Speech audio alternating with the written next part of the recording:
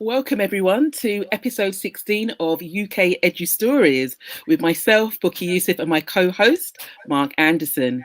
This week's episode is slightly different because it's actually a book club review. So we have got three guests who are going to be joining us today. Kiran Saty, Ollie Lewis and Graham Andre, who will be sharing some of the educational books they've been reading during lockdown. And myself and Mark will also be sharing some of the books that we've actually learnt from during lockdown as well.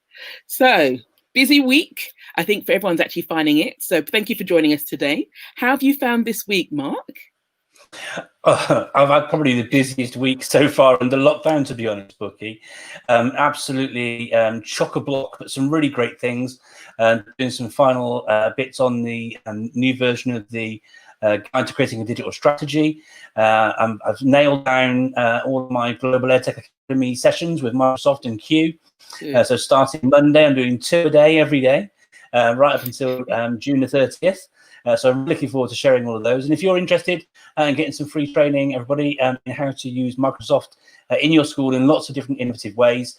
It's not just myself. There are 29 other people like me from around the world sharing how they're using technology in their schools and hints and tips and all that sort of stuff, all completely free. And you can access all of that. So that's something I'm doing a lot of preparation for. And been super looking forward to this session evening from Kim and Ollie and Graham and yourself, Bookie. Really looking forward to it. How's your week been? Busy, but not as busy as yours. I'm finding that each week is getting progressively more busy, and part of it is the fact that we're trying to get things in place for, towards the end of summer term before the summer break formally starts in whichever shape or form.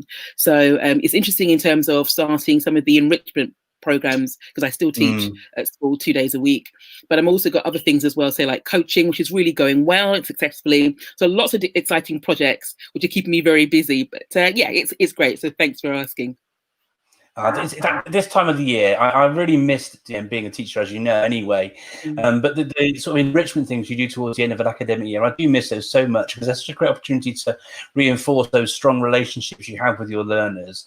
You know, the various sort of trips into London. And I'm sure schools are massively missing those. I know my own sons are really disappointed missing out on the end of year performances and the sort of summer concerts, all these different things. They spend so much time working towards.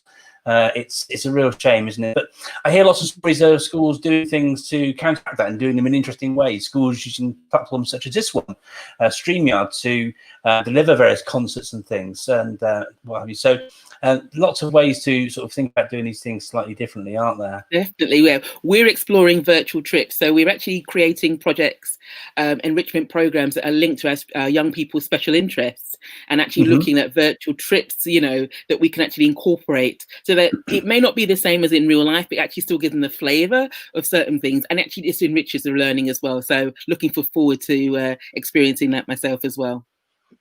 Oh, fantastic. There's some great tools around for doing that. Obviously, there's loads of things already available. But Google have got their virtual tour creator. We can actually use Street View and the Google Arts and Culture elements to actually go inside museums and this sort of thing. And then you and or students can create your own collaborative virtual tours of these different places. So fantastic way to explore those sort of things as well. I'll share that with you afterwards. I'll put it in the show notes too. I look forward to seeing that. I'm sure everyone else will as well. Big welcome and shout out to all of our guest viewers, and thank you so much for watching, sharing with us this evening as well. Please subscribe if you haven't done so already, and if it's not on that side, it's on that side. Please somebody tell me one week which side it actually is. I'll never know.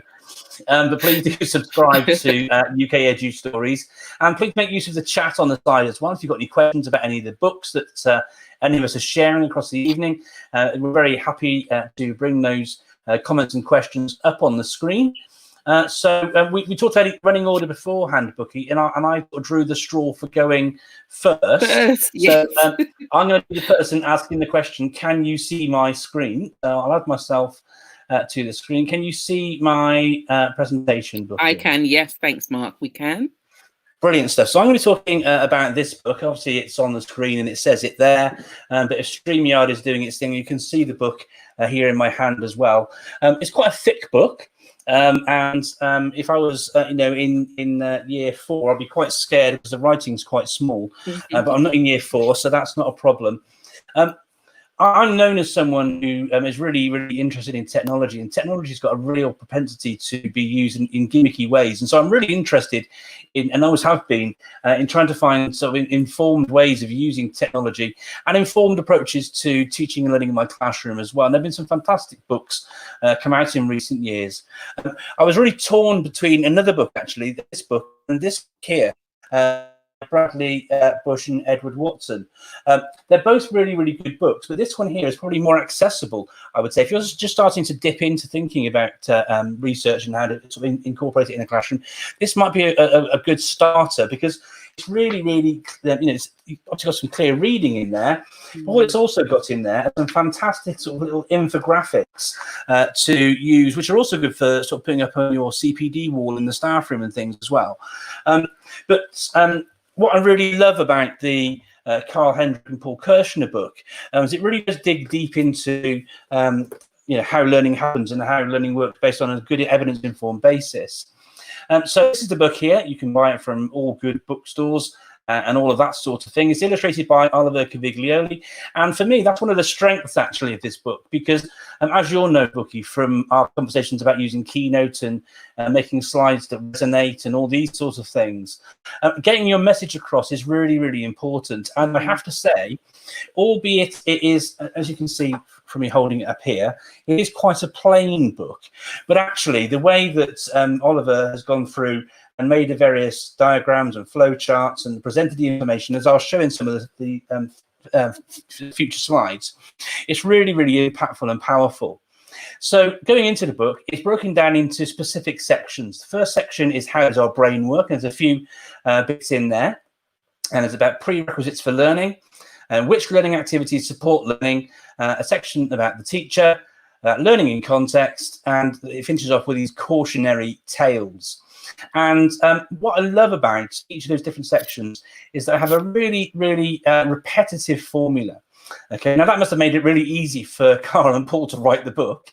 But it really helps the reader as well know what's coming, what they're looking for, and those sort of things. And I think it's really focused on helping teachers unpick and this is one of the things that's sort of talked about in some of the reviews in front of the book from the likes of Tom Bennett and whatnot. It's helping to bridge the gap between research and practice, and we see that because you've got it's all based upon research papers, okay, for each section, each part within each section. So you give a bit about the paper. It then gives you a quote from that paper. It then tells you why you should read the article and why it's important and the impact it can have related to the section that it's in. It then goes through and gives you an abstract of the article to highlight the sort of key points from it. It then gives you the article, and it then gives you the conclusions, implications of the work for educational practice. That's really important because it's not only giving you all the background, it's then saying, well, this is why it is really, really important. The next section is probably my favourite bit as well. It says, how can you use this to actually inform what you're doing in the classroom? How can it can support your work? And then there's a takeaway section, nothing to do with the double cheeseburger I'm really yearning for in the lockdown. And then obviously the references within the book as well. So it's really, really, really clear, transparent, and laid out beautifully across all the pages.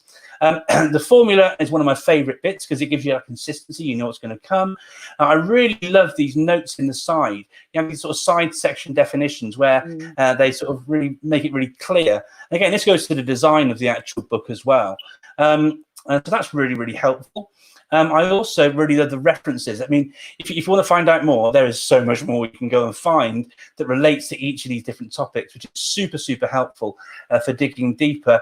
And if you want to find out even more, and I love the fact there's QR codes in here as well. That's so handy having that in a book. The suggested reading and links are really in depth too. So that's the book. My favourite bit is the final chapter, which is the 10 deadly sins in education. I won't steal their thunder. But it's probably the usual suspects that you might expect to find. But overall, in short, it's a really, really good book.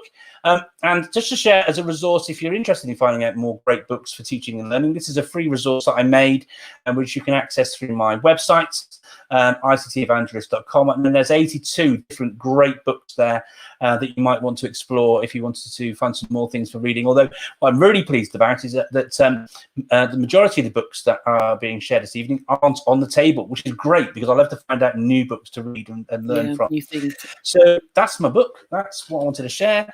And How Learning Happens, Paul Kirshner and Carl Hendrick. So there's my little book review, and I hope I didn't go on too long because not at all. That's perfect. No, it's very interesting. I love how you gave a flavour.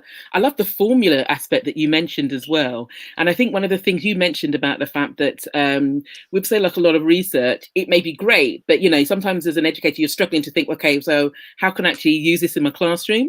And the fact that they do that as well is great. I just it sounds really good and very appealing. So I think I love books, so I think I might add that on my list of further books to actually buy. But yeah, I think it's really important. We often think as educators, right, we need to create a waggle of what a good one looks like for the children, so that they know how to apply these things within the classroom in relation to their own learning. Well, the same is true of teachers. What does a good one look like? Absolutely. You might say we need to read this paper, but why do we need to read that paper, and what can I actually do with it once I've actually read it? And there's just so many takeaways from it. It's really, really good. Some of the things, I go against some of the things that go behind some of philosophies, my personal philosophies to education. But again, we can't live in an echo chamber. It's really important to sort of challenge our thinking and all of these things so that we can move our own practice forwards.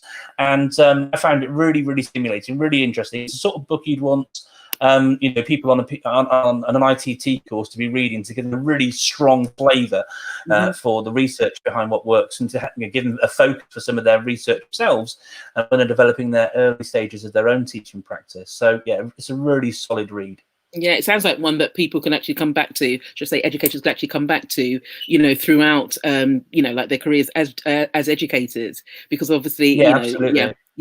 Things you can actually dip into. Thank you. That's a great flavour. Okay, so we are now going on to, it's going to be Kieran next now, isn't it? So absolutely. Kieran. Hi, Kieran. Hi. Welcome to this week's episode. Thank you for asking me to join. You're welcome. How are you feeling? A little bit nervous. I think once I get the screen share sorted, we'll be okay. Yeah, that's completely understandable. All right then. Can you tell us a bit about your role in the book you're going to review, Kieran, please? Yes, so I'm a primary school teacher with the Shireland Trust Academy, and I'm also an English leader. Very passionate about books, and I also am a regional lead for Women Ed, and I run the Women Ed Book Club as well. So there's quite a few bookish things that I do. And I review books for Just Imagine as well, and have been reviewing books for Tiny Owl Publishers. So both are very invested in diverse authors and diverse texts as well, so to give that child a whole rounded view on humanity and what it means for everybody. So yeah, that's great. Okay. Thank you. Do you want your screen, and then we'll bring it up for you?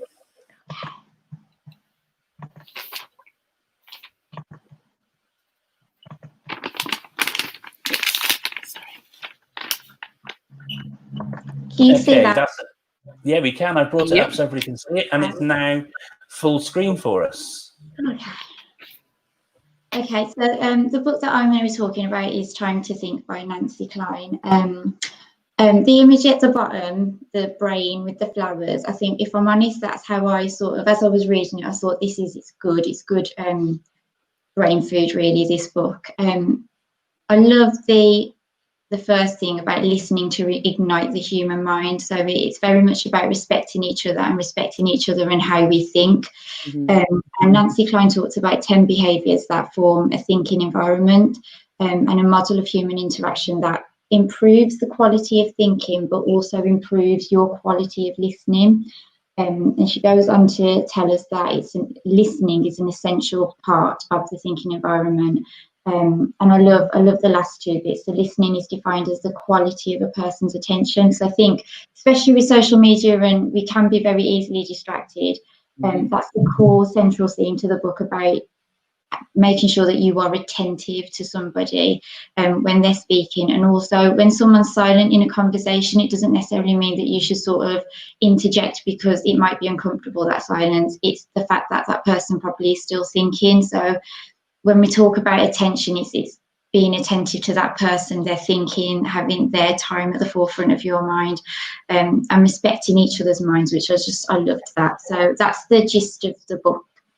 And I came across this Teaching Development Trust webinar. So at the start of lockdown, thinking that obviously you do your job, I still did my teaching, but I thought, oh, this might be a nice opportunity to do a bit more CPD. And one of the things I come across was Effective Emotional Conversations, which was led by Catherine Morgan and Dr. Jill Berry, and they looked at the thinking environment and Nancy Klein's thoughts. And I think what I loved about it, the two quotes at the bottom that you can see by Chanel and Socrates, they are two of my most favourite quotes, because I think it's really important that you empower people to think for themselves, and then hopefully if they can, when you've been empowered to think for yourself, you'll come into a team or something and share your thoughts, and everybody else technically would have different thoughts because you're thinking for yourself. But when your values led and the rest of it, hopefully there should be some synergy. I hope that made sense. So I think the webinar and then reading the book sort of aligned with my why and what I sort of perceive as good thinking.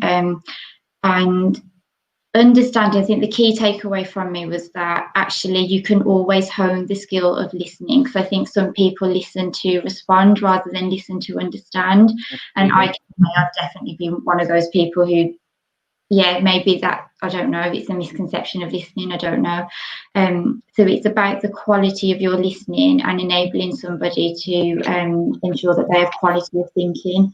And again, there's a lot of heart in this book. So as much as it's very technical and theoretical, what I love about the book is that there's lots of anecdotes. So that it's about human relationships at the end of it, and thinking is the thing of the heart. And to think for yourself is quite a courageous act as well. And so with the 10 behaviours that Nancy talks about, I'll go into that on the next slide. If you do those 10 behaviours, you definitely would empower yourself to think better, but also enabling others to think better as well. So then that brings me on to sort of my favourite bits. So these, at the top, you've got the 10 behaviours: attention, incisive questions, equality, appreciation, ease. And the interesting thing about ease was, because I think a lot of people who have probably done an MPQML or an MPQSL would have heard of Cotter and the sense of urgency being one of the driving change things. It was really interesting, her reading her words, and in that ease is probably better sometimes. So whereas, I think I'm gonna have to find the page in a minute.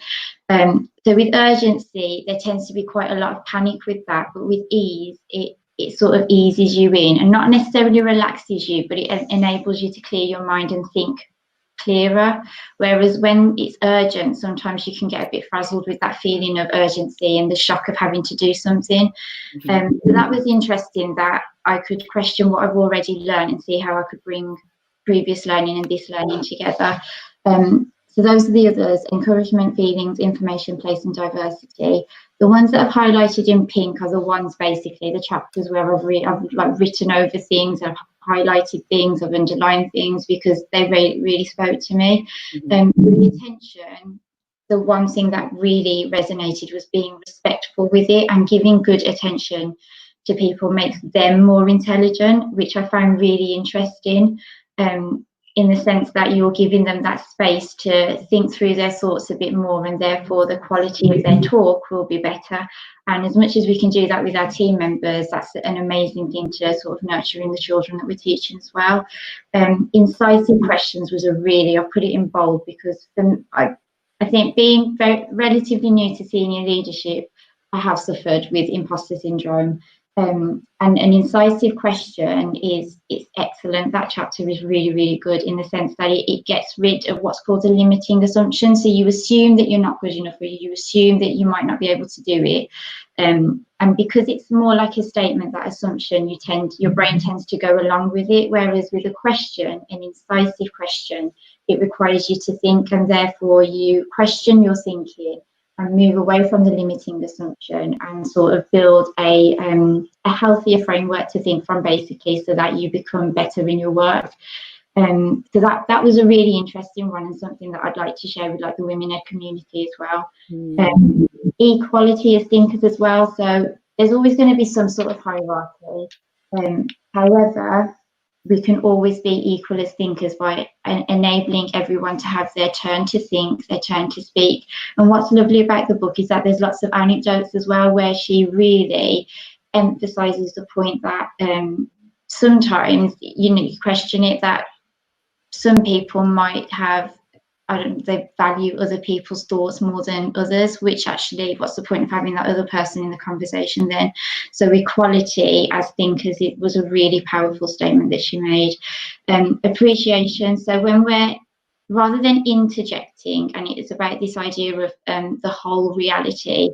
So she goes on to talk about like a negative norm theory, where that has tended to be a more realistic view of a situation, whereas she says that if you inject positive sort of thoughts, or a positive compliment, basically, it creates a whole and more accurate picture, because what you're doing is you're balancing, there could be negative, but you're balancing it with a positive, and therefore that person would feel more empowered to carry on with whatever process that they're working on.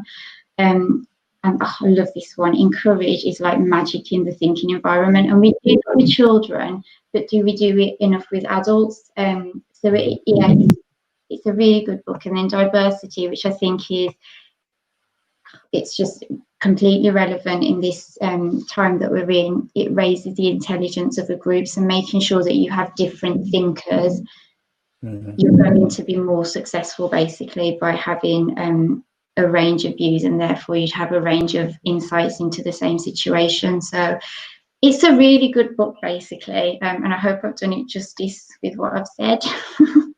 You have, yes, you definitely have. I would say so completely, Kieran. Thank you so much for that. Yeah. It's definitely something that I think I need to read, because there are so many things in there that resonate for me. I mean, I was going to jump into the questions that we sort of shared with you before the show, but I want to give you a really incisive question now to show that I've been actively listening to what you've been sharing. And I think you've actually covered a lot of the things that are within the book there. Are there any things you've shared, some ways in which it's been impacting on you? You talked about imposter syndrome.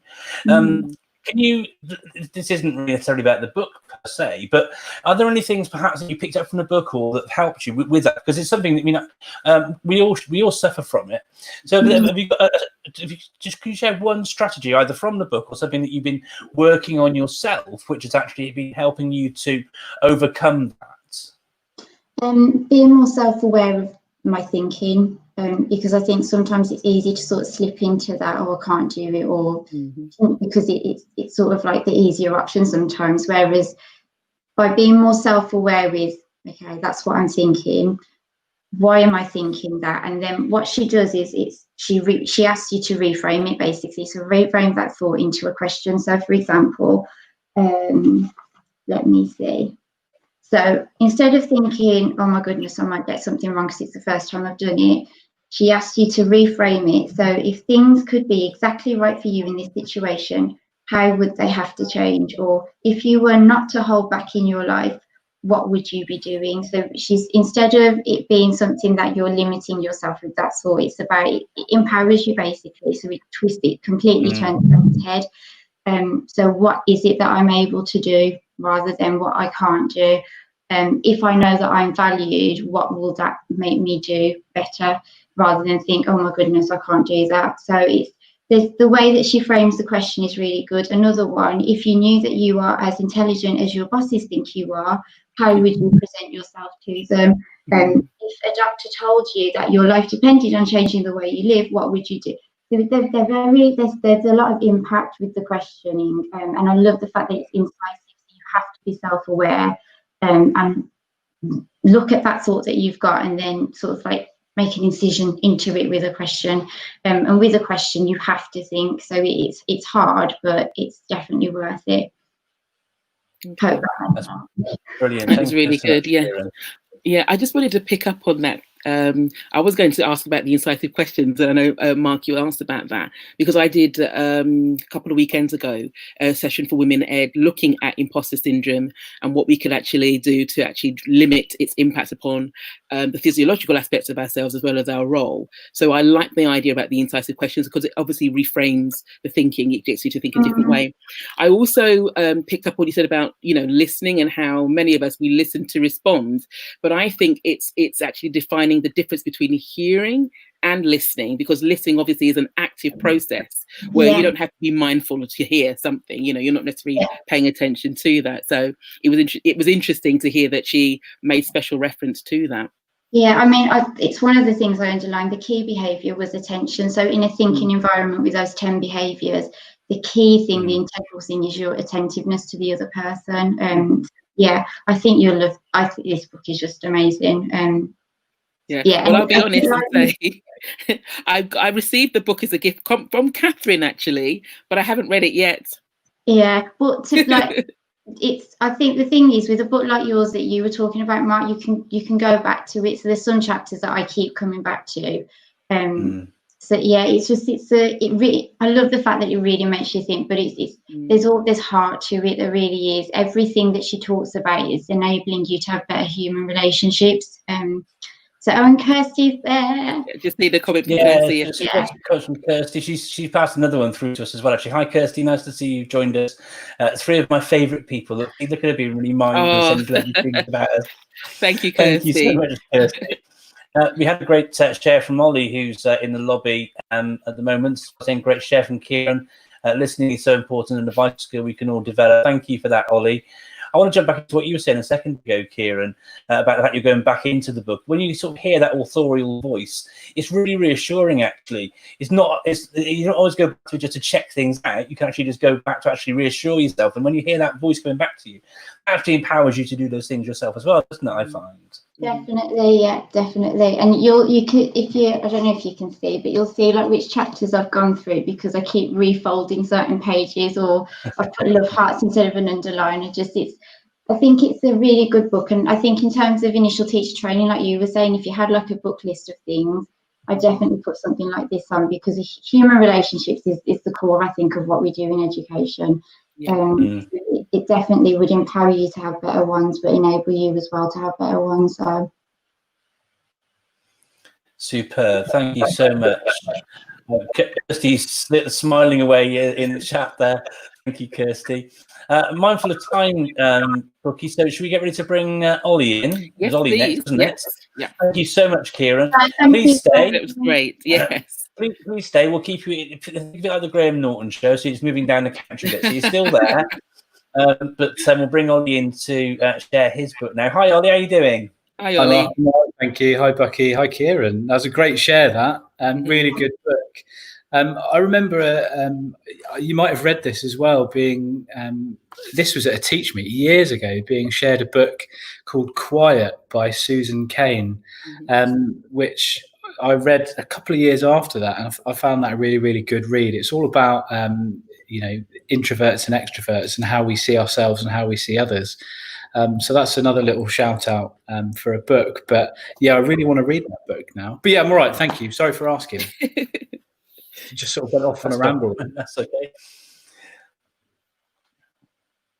All right. Okay. Sorry. Just pause. All right. So, Ollie, sorry. Would you like to introduce yourself, please, and also just introduce the book that you're going to review with our audience this evening? Hi, my name's Ollie. I'm a physics teacher by trade. I lead a science department in an international school in the Middle East, specifically in Abu Dhabi. I'm also an assistant head and help out with teaching learning across the school. And next year I'm going to be leading on digital learning, which I'm really, really looking forward to, sort of shaping the future of where we go as a school with a great team of people around me.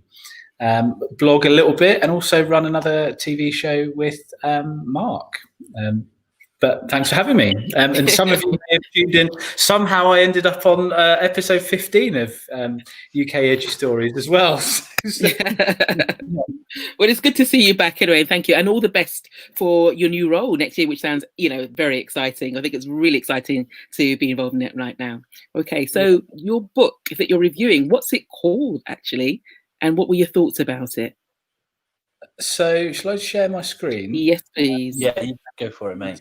Just get present on. So obviously you've got to, add a little bit of drama to it. So a little drum roll. It's a book that I find myself going back to time and time again.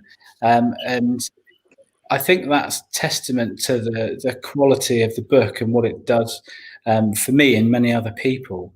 And I think the fact that you can dip in and out of it, I mean, it's great to read it cover to cover, but the fact that you can go in and out when you need it for particular sections, I think is great. And the book is Leadership Matters by Andy Buck.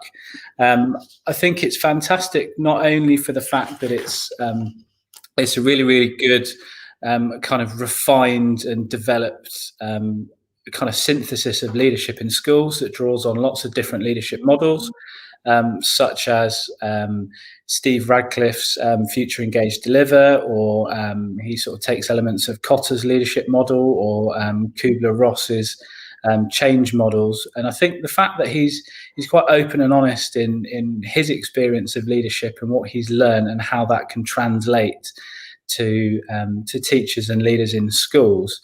And I wouldn't just say it's necessarily a book just for SLT. I think it could be for your year leader. It could be for a house leader. I think it's just anyone that's interested in leading within schools. I think it's a great diagnostic approach towards leadership and how you think and reflect on your own practice. And it sort of reminds me, this is going back to a conversation that Mark and I had the other day about something that Dylan Williams said. And the reason that the quote, well, I'll share with you Dylan Williams' quote. It's, you want to create a culture in schools where every teacher believes they need to improve, not because they're not any good, but just because they can be even better. And then, there's no limit to what you can achieve as a result of that. And I think we often forget that people aren't born as natural leaders. Leadership's a skill that you can nurture and nudge and improve and develop throughout your career. And that, you have to go through a process with that. You're not always going to get everything right all the time, and you need really good sounding boards to help you along the way. And I think this book is a great example of that, and it breaks the book down into this model that you can see now, where he talks about the different strands to leadership. And leadership's a really, really complex and difficult path to sort of navigate. And the more we do it, the better we get.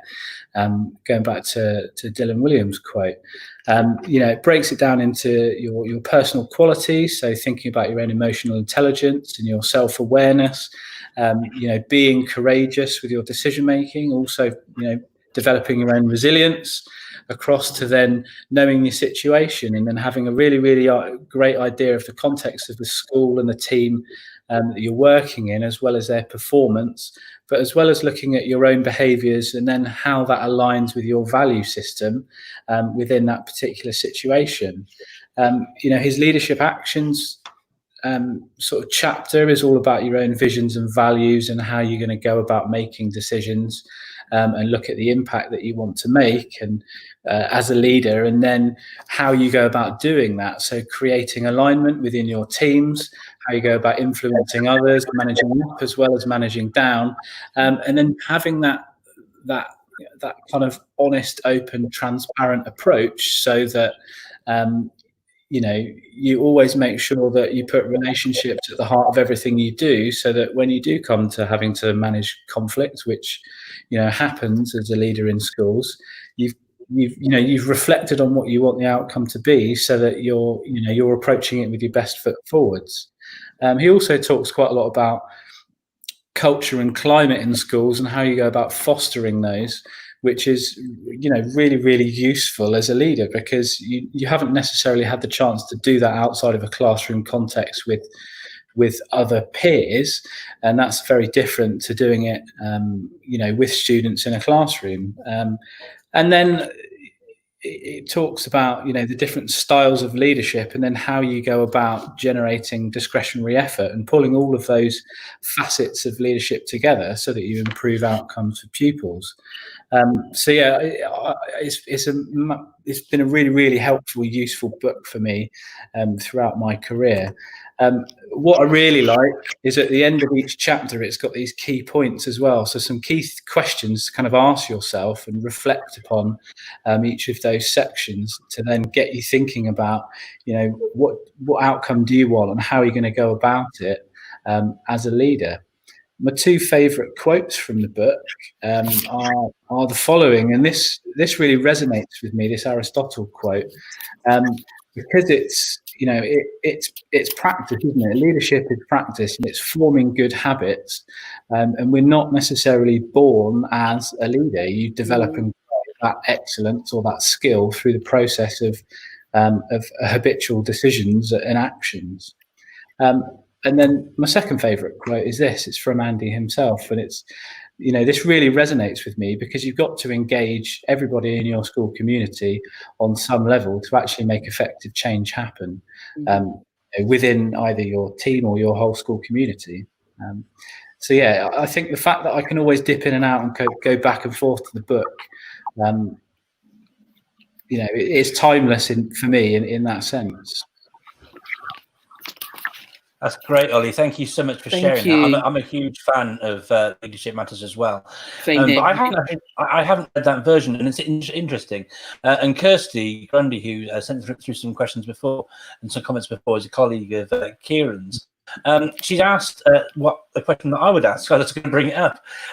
She said, first of all, great read, which it absolutely is. Okay, yeah. But she hasn't read the 3.0. So what is the difference, Ollie? Because I know you've had access to different versions. Can you know what the difference is between those? He's separated out, so there are a few extra sections within the book. So he's restructured it ever so slightly to make it a little. Each chapter aligns to the kind of main focus slightly better. But it also aligns to his website and the kind of diagnostic tools on the Leadership Matters website, so that they kind of work hand in hand with each other. So if you want to look at, do sort of 360 review within your department, there's a specific section of the book that you can go to that helps you as a kind of bit of pre-reading before you would ask your team or yourself to kind of do that 360 review. So it supports his other kind of tools for developing leadership skills. Also, thank you very much. Shout out for Bucky. She's also a Leadership Matters ambassador. Thank you for that. I didn't expect that, and I have to say, one of my favourite books. It's great to hear. Yeah, great to hear you reviewing it, Ollie. Yeah. That's brilliant. I had a lovely comment from Graham, who's about to come in and share a book with us in a moment as well. It looks like a great book, starting a new role in September as an assistant head teacher.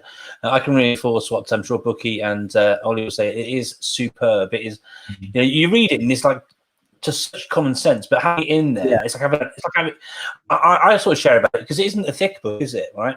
No, I share about it being like a reckoner. You can just sort of dip into the bits you need really quickly and easily. My copy's got little tags coming out all over the place. It's so quick and easy to dip into the bits that you want. That's a great share, Ollie. Thank you so much. Yeah, I love the. Oh, sorry, Mark. I also love the reflection journal that goes alongside it as well, so that you can actually note your own, journey as well as your own personal thoughts and reflections. So I think it's a very powerful tool. We've mentioned this in before in previous episodes. It's a book that I wish I had written. It's that good. Yeah. All right, I've just got mine out. Hannah Wilson sent it me through the post. I think I need to start reading this one next. It is really, really, really good, Kieran. You'll get an awful lot from it. Kirsty's jumped back in and said, thank you for the clarification, Ollie. That's really helpful. So thank you for the comment, Kirsty. And I say, if you're not following Ollie, Kirsty, his Twitter handle should be floating around somewhere underneath his head and Kieran's head right about now as well. So you can follow him on Twitter if you want to as well. Bucky, should we bring Graham in so he can share his please. book? Yes, please. There we go. Hi, Graham. Hi, Graham. Hi. Welcome back to UK Edu Stories. Thank you. Welcome back. Thank you very much. Congratulations on your new role. Sorry, Oh, Karen. yes, that's true. Congratulations Yeah, absolutely. on your new role. Thank Yes, you very very much. true. You're very kind. I feel a I bit remember like- that night on Twitter very well. Graham tagged me in the tweet where he said that he'd got the job. I thought I was really popular. My phone was buzzing. The battery went from 0 to 0 in night. I was like, what have I tweeted now? And no, it was Graham getting the job. And yeah, literally, he's a very popular man on social media, and right so he's a really genuine chap. I think he's shaking his head, But all the things you do, Graham, sharing our primary rocks and the stuff the weekends, and bringing people together, all of that, So kudos to you and doff my cap, sir, and all of that. It's well deserved the recognition that you get, sir. So tip top. Keeps me busy, Mark. More than. TJ, I missed you. Yeah. Brew at the Arts at the weekend. That should be good too. Okay, So I was going to ask you, Graham, if we run out of questions, will you give us a little dance at the end just to finish us off? It probably would finish you off, to be fair. No. I remember seeing on the Brewhead, Graham giving a little bit of a shimmy to I forget the tune you had on now. It wasn't Happy, was it? It was something else. But Wake Up Radley's. Yeah. So Okay. can you share with us, Graham, what the book is you're going to be talking about and reviewing for us? I'll share my screen.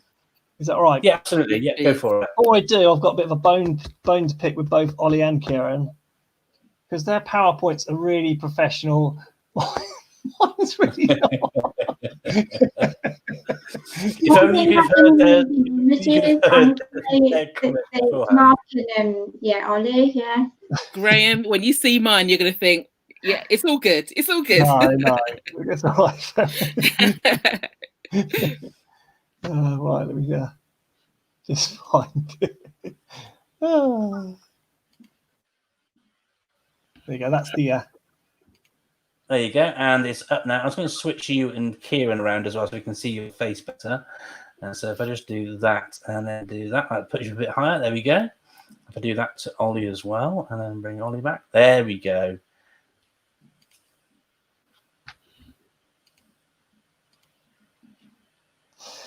Right, how can I do it? How can I make it full screen? Do you know, Mark, from here? Because I want to see myself as well. So you can't see yourself, and you can't do that and make it full screen at the same time unless you've got it running in Chrome as a Chrome tab. So yeah, if you just go to from there you go. Right? Yeah, but we can see you. We can see you. That's good. As long as you can see me, that's fine. Okay, so the book I've chosen is not strictly an educational book per se. Actually, reading it was quite an education. And the reason I chose it, How Not to Be a Boy by Robert Webb, was because just after the documentary, No More Boys and Girls, that I looked at gender equality in the classroom, I was devouring any books that were to do with gender and equality. And I've got a list, I've got a pile of them here, which I looked at. But this one really resonated with me. And I think the reason it resonated with me so much was because actually it was written by somebody who's not an education expert. He's a comedian, Robert Webb. But actually, he's a similar sort of age to me. And a lot of what he writes about were things that I could associate with. And because of that, I really took quite a lot out of the book. I love the honesty in his writing. He talks about his journey from child to man, and the pressures on him to be a boy, which is why it's called How Not to Be a Boy, and the expectations of boys. And you can, just by looking at the chapters and the titles of the chapters, like boys can't get enough of dad, boys aren't shy, boys love sport, boys are brave, boys are never teacher's pet, boys don't fall in love with other boys, boys are not virgins, boys don't cry. And then it goes on to Act 2 when he's older. Men are organised, men don't take themselves too seriously, men don't need therapy, men understand women, men are good at directions, men know who they are. So he tells this tale, he tells this story of growing up, which is quite a serious story actually, but he uses quite a lot of humour in it. But there's a really serious message about actually there are boys that don't fit the usual stereotypes, that don't like football. He hated football, that don't like guns, that don't like battling, that want to be gentle, that want to be caring. But there's this pressure that because your dad's expectations of you are to love these things, that you want to love these things just to please your dad. And actually, Robert Webb's dad wasn't a particularly nice man. And as he goes through the story, he talks about this, and he talks about not wanting to follow in his father's footsteps, not wanting to put pressure on his own children like his dad did with him. And it talks a lot about feelings that he has, feelings that his dad has. His dad, he never saw his dad cry, and he said that really had an impact upon him. His dad never showed emotions or talked about emotions. If he was sad, he got angry. If he was embarrassed, he got angry. And that's all he ever knew. So he had a real battle on his hands, Robert, to grow up and to try and change so that he was, from a very young age, he really knew that he didn't want to follow in his father's footsteps. He didn't want to put these pressures or to say that, boys should man up or not cry, etc. And so he was really, really close to his mum. And there's lovely pieces in there about how his relationship with his mum really helped him get through some really, really tricky times. And because of that, because we don't have to be a product of our father. I think that's a real story in there. There's a real message that actually, although they've got all these things, he loved his dad. He wanted to please his dad. His dad was revered. He didn't want to end up like his dad. My favorite part, or my favorite parts, there were lots in there. I mean, I've got so many post-it notes and things here. There's so many quotable pieces in this book. It's so fantastic. The journey that he takes himself, how difficult it is.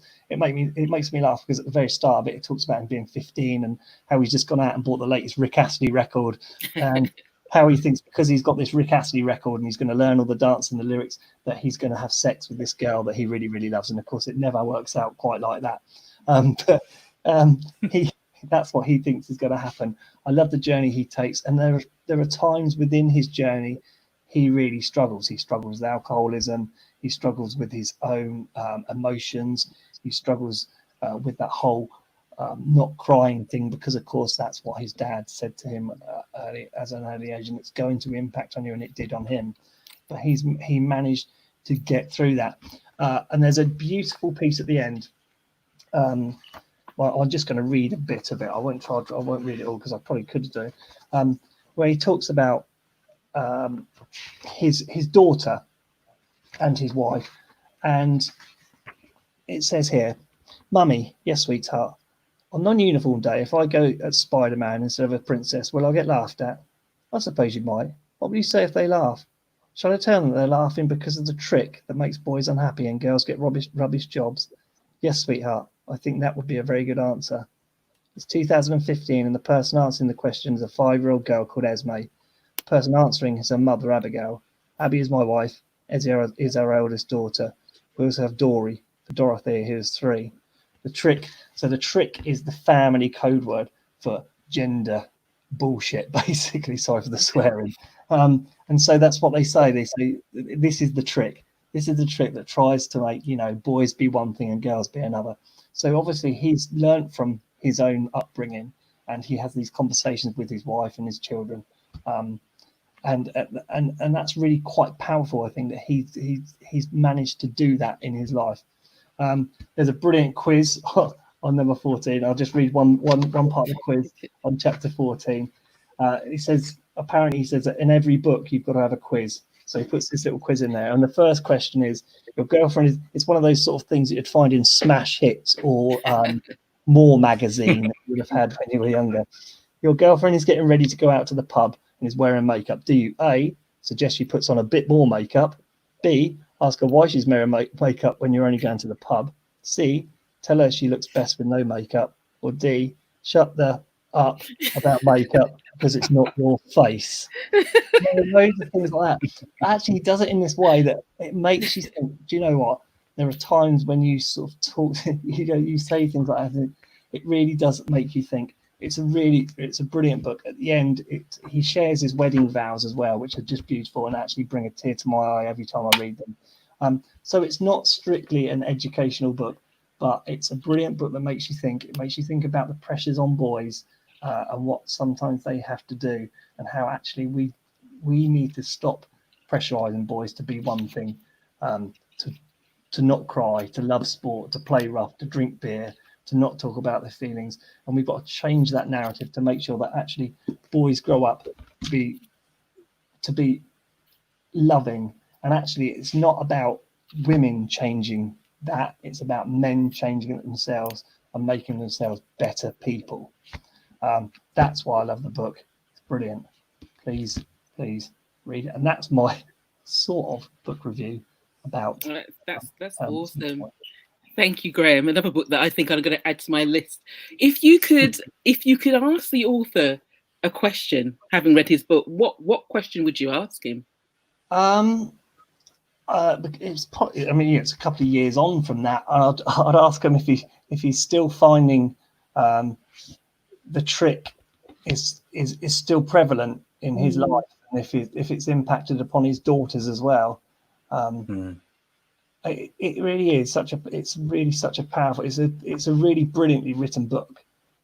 It sounds like it's entertaining, but it's also touching, and it's at times it's quite difficult to read because you really feel for him, and because he obviously loved his dad, but the pressure that his dad put upon him to be, different, because he didn't like sport and because he didn't go out to the pub and drink as much as his brothers did, and his expectation of his dad's was he really struggled with it, and he loved his mum. His mum's in there a lot too. I don't talk about his mum too much when I just now, but he had this really lovely relationship with her, and I think she really helped him too. But yeah, it's great. It's a really lovely book. Thank you. Super. Thank you so much for sharing. Thank you. I was going to come up with a question for you, but I've seen Kieran nodding along an awful lot. I mean, Kieran, there were some things clearly that resonated with you there.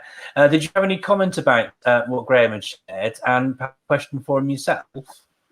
I think, we know like what he's done with the BBC, don't we? And I think gender equality in a lot of ways, I think it sort of misses boys out quite a bit.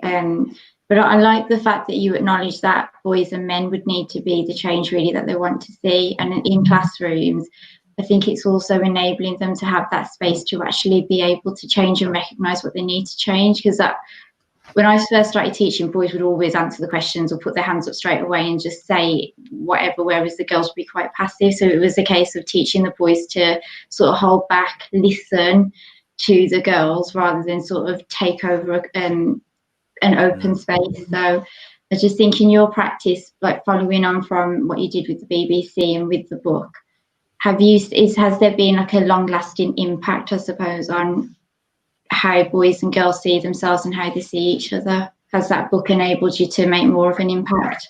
Yeah, it really has. That we've seen a massive change in how boys and girls perceive themselves and perceive each other. The hardest thing has been, Kieran, to get boys to talk about their feelings. We still struggle with that, and I think because the pressures are there from such an early age, and the expectations, are a really difficult thing to change. Using books has really helped. There's so many good picture books that you can talk about there, like 10,000 Dresses, etc., that show boys in a caring as caring role models, etc. But it's difficult. Yeah, I mean, it's also giving them the language, I suppose, as well, isn't it, to actually express how they're feeling? Because it's interesting how his dad kept going to anger. So whenever he was feeling any other emotion, then being a strong man, he went straight to anger. And I think there's a lot of boys that I've come across in my teaching career as well that they haven't got the right words or to express themselves. So it's really interesting, but very sad. Yeah, it's almost like the default feeling, isn't it, for some boys? It's that whatever they feel, the anger's there. Mm-hmm. Yeah. Yeah, he says at the end, he says, men will struggle to treat women as equals if we haven't learned to look after ourselves, to recognize our feelings and take responsibility for our actions. We should remember what we knew all along, that we are allowed to be fully human, fully compassionate, fully alive in the moment, and fully committed to friendship and love. Self-respect and kindness to others, that's it. That's how we restore freedom to the galaxy. I thought that was it's really powerful. lovely. Yeah, powerful and lovely, yes. Yeah. Yeah, I love that. Very Brené Brown. Yeah. Thank you so much, Graham. That's all right, thank you. I think it's now time for Bookie to show us her PowerPoint skills. Don't be cheeky. Don't be cheeky. Right. Okay. So what I'm going to do is I'm literally going to, because I've just noticed the time as well, I'm going to prove that I've got a PowerPoint. I'll do that just very quickly. Yeah. So my PowerPoint is there. Okay. Let me just. Okay. So this is it's like a fly-by-night, I suppose, photograph I actually took of the book. I had problems actually taking a photograph of it. But what I'm going to do, because we've actually got time, is I'm going to stop sharing because there's not really much to it. I can't stop sharing.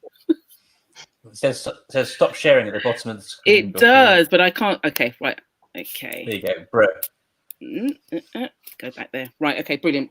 So this is my book. I will confess that Diana Asagi is one of my mentors, one of my coaches actually.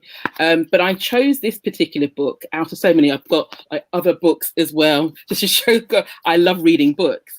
But I chose this particular book because I think that with the pandemic and the various stages of lockdown, school leaders particularly need to demonstrate courageous leadership in a variety of different ways. And I was just interested to see how Diana actually undertook this. So it's not like any other type of educational book I've read, because it's frank, it's funny, it's warts and all. Knowing Diana as I do, it just sounds like her to a T. But what she does provide some salient piece of advice based upon what she describes as the 7 statements of courageous leadership, which includes things like, I will always feel fear, but I won't let it limit me. I know the absence of strength is weakness. I can work on my own, etc. There's so many great things. And what she then shares are chapters based upon each of these particular statements and anecdotes, as well as her own personal learning. And she even shares when she's got things wrong. So an example of this, I think my favorite chapter is chapter 3, because she talks about the fact that as a leader, no matter which particular situation you find yourself, you need to ask 3 questions. Is this something I should solve on my own when you come across a situation? Is this something I can solve through the skills of others? Is this something I can solve working alongside others? And she gives examples of when she's actually done that. What she makes very clear is the fact that when she was a head teacher, she used to spend her Sunday afternoons between 3 and 5 in her conservatory, just thinking like through strategies and principles, what she wanted the school to actually move on, because it's important to do that as a leader. She recognized it. You need to spend time doing that. But then she would actually think about what are the best ways of actually moving forward. But I think my favorite chapter, my favorite part of this book is this, which I'm going to quickly read, because I think it just exemplifies what this book's all about. So she said that a position became available on her leadership team for someone to lead on data again. And when you read that, you'll realize why data is so significant. I went to a national advert. Great candidates came for interview, and I was careful to devise tasks that would help me appoint both the skill set I was looking for and the kind of person I could work with. One candidate was performing head and shoulders above his peers on the written and data tasks, and a clear lead had developed. Then he came into my office for the final task, the panel interview. He was so dreadful. I couldn't quite believe it. No confidence, shaking like a leaf. And when I asked the final question, he actually just put his head down and said in a quiet voice, I don't know anymore. When he left, the governors just stared at me. I stared back. We had never seen anything like it. I threw my head back and laughed, one of those deep belly rolling laughs that makes others uncomfortable, but I didn't care. I had seen exactly what I needed in this nervous candidate, and now had to summon up the courage to tell the governors that he was the next best thing for the school. Yes, really. And then she goes on by saying about the fact that Shaky Leaf, as she referred to him later on, was one of the most intelligent, articulate, strategic, and hardworking leaders I had ever appointed in my career to date. He was a brilliant asset to the great team already in place, and his contribution was a strengthening pillar to my vision. And she basically says that one of the aspects about courageous leadership is the fact that you're looking at developing relationships, but you can actually spot the potential in people to develop, and therefore you can develop anyone.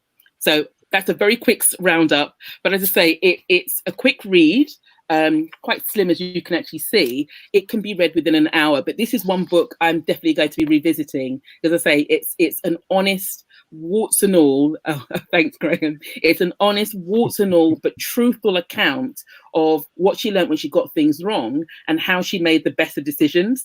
And I think this is something that every school leader will need to actually read and hear to reinforce the decisions they go forward. Because, as we've seen recently, there's been a lot of talk about schools not doing the right thing. And anyone in education knows, but particularly the head teachers, they are working extremely hard for the good of their community. So this is definitely one to read to encourage them. That's superb, Bookie. Thank you very much. You're welcome. Obviously, I'm mindful of the time. But Ollie, did you want to come back with a comment or a question about the book to Bookie at all? You've caught me off guard there. Yeah, sorry, Ollie.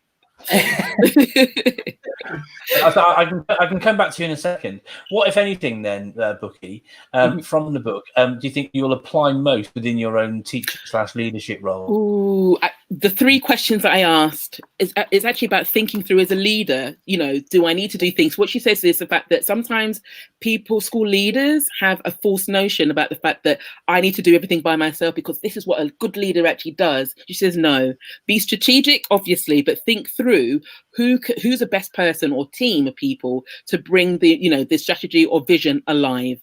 And I like those three layers of questions she actually gave, because that's something that's a tool I'm going to be using from now on. Brilliant. Thank you so much, Bookie. Oh, sorry. Ollie. Sorry. Oh, sorry. I thought Graham. Graham. Sorry. Sorry, Graham. Yeah, go on, Graham. No, sorry, Graham. Bucky, have you ever employed a shaky leaf before? Oh, that's a good question. Have I ever employed a shaky leaf? Good question. No. I've employed somebody the opposite, who was fantastically brilliant. Stunning interview, brilliant, turned out to be not a team player at all. So it wasn't a great appointment. So I've done not the shaky leaf, but the opposite, where I thought this person will, they were great, they would fit in, and they were good, but they just weren't a team. They were doing everything for themselves. So it wasn't the right appointment at all. That's great. Thank you. Good question there as well, Graham. Ollie, did you have a question? Yeah, it is more sort of coaching and mentoring, because I know that Bucky's really, really involved in that, and kind of going full circle with where we started a while back, which was any tips or tricks for people in terms of overcoming that imposter syndrome that we all face? Ooh, that basically is my 10-minute presentation I did about 2 weekends ago. First things first, it links to what Kieran said earlier about the narrative we have in our minds. Don't believe everything you hear, particularly what you think. Think back to some of the things in which you've been successful, and actually think about, well, what happened there? And I think one of the other aspects is, when we think about the narrative, where did that narrative actually come from? Because sometimes it's not even ours. We've taken on other people's criticisms and internalized it, and it may require a little bit of work, like coaching and mentoring, just to try and remove that so we can actually move forward. That's a very quick tip. Great bit of advice, thank you. You're welcome. Awesome. Look, we're out of time, everybody. So thank you very much for coming and joining us on the show tonight, Kieran and Ollie and Graham. Quite nice to if we just hold up our little book, our books at the end. Okay, yes. Show our books, and I can't multitask, but Ollie, you're a good. All right, can we get a screenshot for us, Ollie? I'll grab a screenshot. Yeah, smile. Top man. There we go. Brilliant stuff. Thank you. Brilliant. Thank you, Ollie. That's brilliant. Listen, everybody, thank you so much for joining us, our guests. Fantastic presentations, loads of insights, and what I love about how impactful and powerful all of these books have been on your practice, and some great new ones for me there as well. So as we draw to a close for another great episode, and we've heard so many effective strategies and ideas to help educators books to add to our CPD bookshelf. It's been great to have engagement too from the audience this evening as well. And if you're watching back afterwards, please do feel free to reach out to us on Twitter. Our handles are available on the screen right now, so you can reach out to us really easily should you want to get in touch post the show. But for now, it's time to say a very good night, and we hope you can join us again next week. So in the meantime, please take care, and bye-bye for now. Thank you so much for joining us. Thank you. Take care. Take care, everyone. Thank you. Have a good evening. Bye. Bye-bye.